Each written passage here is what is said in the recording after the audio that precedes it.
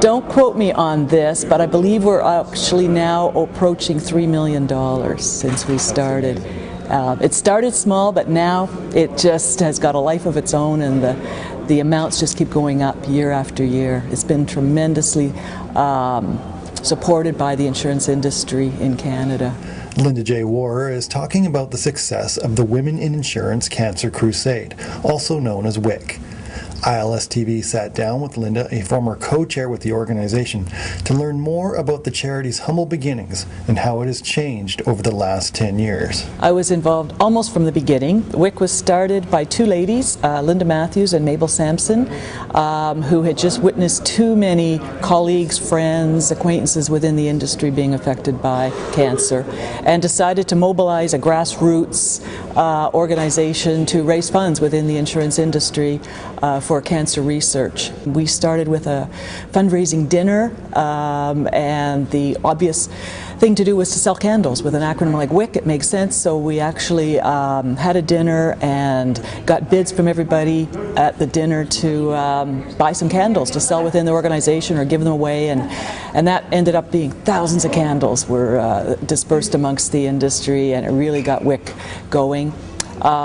So after that, we started with the Ontario chapter, and it started with a dinner once a year that was organized and has now grown into about over 600 people coming to our dinner every year, our gala in March. We then added a learning breakfast, which is held every November, and that's where we really get information out to the industry around latest research techniques, preventative measures. All sorts of specialists and researchers have come to these breakfasts. And then also we have a golf tournament in July every year, which is now the largest golf tournament held at Angus Glen. And those are the pillars of our fundraising here in Ontario. We also grew to have chapters in BC, Alberta, and most recently in Quebec. And we also have fundraising efforts on the East Coast, where the money goes towards WICC.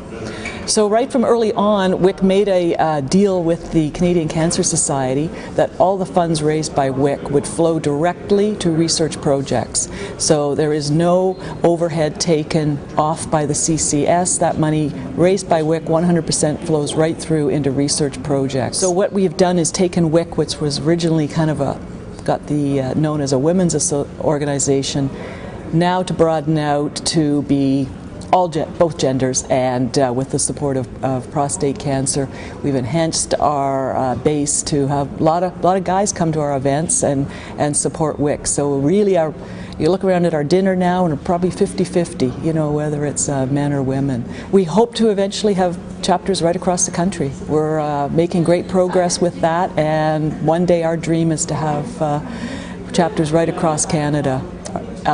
So we are now the largest single fundraiser for the Canadian Cancer Society as a group, and so it's been very, very successful.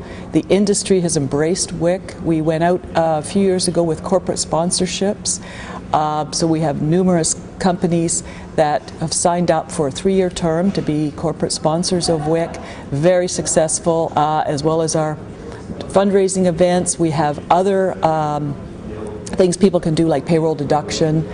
Companies can hold their own events internally within the organization with proceeds to WICC. We have a toolbox on our website that directs people as how they can engage themselves with WICC. We have individual memoriams and donations that can be put through our website in the acknowledgement of an individual, and that's also taken off now, so a lot of people can put their individual donations right through the website. So we have lots of different options, whether it's at a company level or an individual level, how to engage in activities for WICC.